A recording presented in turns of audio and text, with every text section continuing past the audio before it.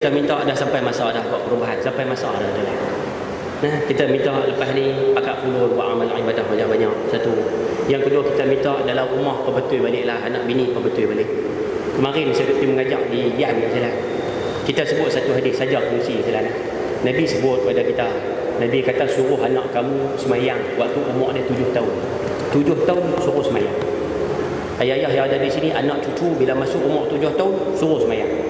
1 sampai 6 tak apa, biar pergi dulu pun tak apa. Kan? Layan macam raja ni, sak-sak ni, biar pergi lah. Nak apa bagilah. Ayah nak aiskrim, belilah. Ayah nak kapal korek, belilah. Tapi bila dia start umur 7 tahun, masa tu Sayyidina Ali kata layan macam hamba. Hamba ni maksud dia, apa dia nak, sekat. Bukan sekat semua, tengok hak patut padan. Nampak gaya dia minta-minta apa cantik saya. Jangan bagi. Rumah kami duduk apartmen Permata ni saya. Apartmen Permata. Depan sekolah Bandar Pedah kan. Apartmen Permata. Betul? Rumah apartmen Permata je saya. Anak kami mengaji sekolah darjah 3 saya. Dia nak basikal. Padan nak beli basikal daripada apartmen Permata ke SK Bandar Baru Pedah. Tak padan Ustaz. Tak padan jangan beli je. Memang dia nak. Pasal apa? No, kawan-kawan duk pakai ramai.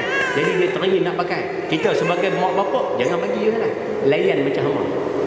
Tu maksud layan macam hamba. Jangan bagi semua benda yang dia nak. Dia balik rumah minta PlayStation. Tak sesuai Ustaz. Kalau ada mendatang tu dia duk main Ustaz. Jangan bagi. Jangan bagi. Nampak macam kejam Ustaz. Memang betul pun. Memang tak boleh bagi. Kalau bagi jangan. Dia balik rumah darjah 5 minta mak pasang astro. Nu kawan-kawan duk pergi sekolah duk sembang astro, boleh tengok tu, boleh tengok ni apa semua. Kita rasa astro bernama, TV pun jarang tengok. Channel ada pun tak ada dah nak tengok. Cukup, jangan beli lah. Walaupun anak kita berkenan. Pasal Sayyidina Ali sebut 7 sampai 14 tu kena layan macam hamba. Dan waktu 7 sampai 14 ni lah kena suruh dia buat amal ibadah, kena ajak dia buat amal ibadah. 7 tahun suruh semayang, 7 tahun suruh puasa. Dua tu lah dulu. Dan bila dia umur 10 tahun tak semayang, lebuh. Dan bila dia umur 10 tahun tak puasa, jentik telinga. Sungguh lah. Nabi suruh dia. Nabi tak suruh lah jentik telinga. Nabi kata pukul. Saya translate lah jentik telinga. Kalau tak buat dalam waktu 7 sampai 14 ni, tak jentik telinga, tak pukul, tak apa, duk layan macam raja juga.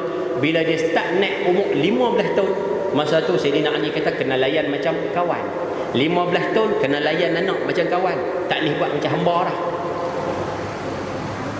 Masa tu kena sembang dengan dia baik-baik, tak boleh penjatuh maruah dia, tak boleh melawak dengan dia lebih kurang.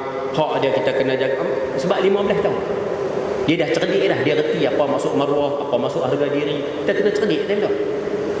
Bila mak pak pandai atuk macam ni, 1 sampai 7 layan macam raja, 7 sampai 14 layan macam hamba, kemudian 15 ke atas layan macam kawan. InsyaAllah anak tu akan jadi elok.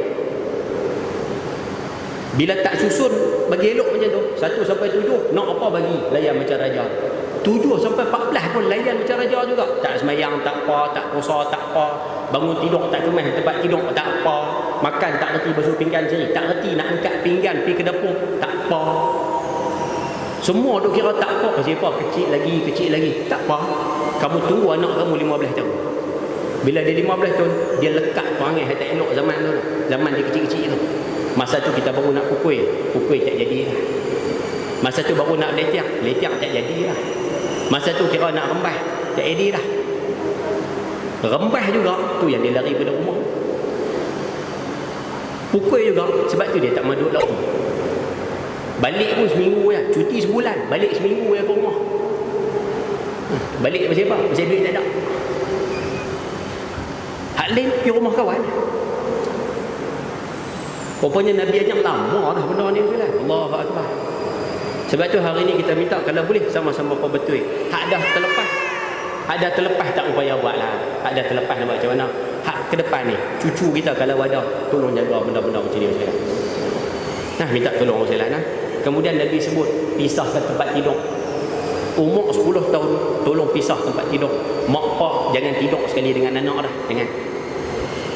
Nah, bagi anak tidur asing, kita tidur asing.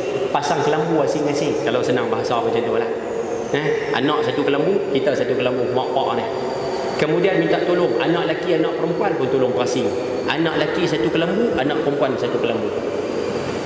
Kalau tak mau pasal kelembu Ustaz, anak perempuan tidur dalam bilik, mak pak tidur bilik depan, master bedroom tu.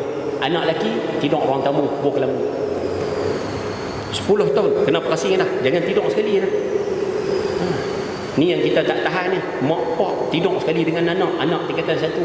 Ayah tidur belah sana, mak tidur belah ni, anak tingkatan satu tidur tengah-tengah. Yang tu tak tahan. Macam dia buat dah nampak kan. Jangan tak apa. Kecil macam ni tak apa kan. Takat 2-3 tahun tu tak apa. Ha, tengok dia setuju. Ni sampai 14 tahun, 15 tahun tidur sekali tak boleh dah. 10 tahun kena bagi pisah tak tidur. Boleh faham kot bahasa tu sekarang? Nah, sebab tu kita minta benda-benda macam ni jaga. Boleh kau no? InsyaAllah mudah-mudahan. Baik. Ayah-ayah, ibu-ibu ni rahmati Allah Subhanahu